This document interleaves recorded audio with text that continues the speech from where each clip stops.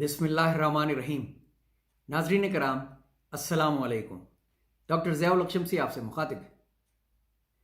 چونکہ اردو زبان اور شاعری میری مہم جوئی کا حصہ ہے اور آج ایک اردو ادب کا بہت بڑا نام احمد فراز صاحب کا یوم ولادت ہے، آپ کوہاٹ میں 12 جنوری 1931 کو پیدا ہوئے تھے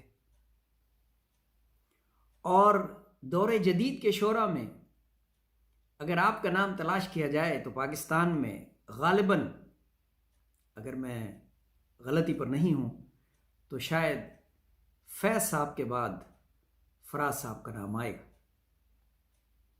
آپ 25 اگست 2008 کو اسلام آباد میں انتقال کر گئے تھے۔ انا للہ و انا الیہ راجعون۔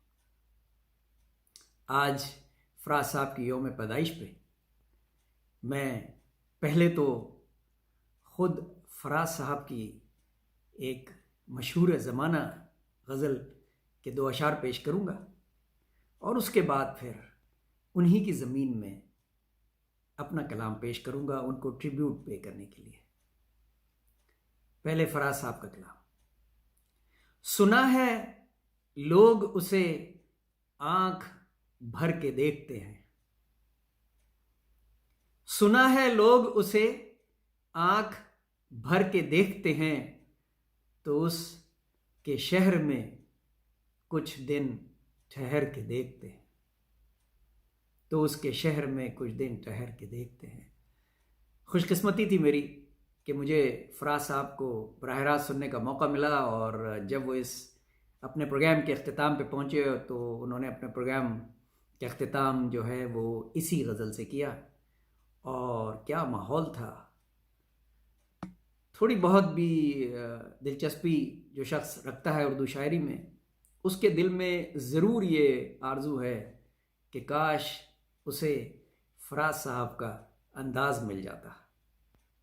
سنا ہے لوگ اسے آنکھ بھر کے دیکھتے ہیں، تو اس کے شہر میں کچھ دن ٹھہر کے دیکھتے ہیں، سنا ہے ربط ہے اس کو خراب حالوں سے، سنا ہے ربط ہے اس کو خراب حالوں سے، تو اپنے آپ کو برباد کر کے دیکھتے ہیں، تو اپنے آپ کو برباد کر کے دیکھتے ہیں۔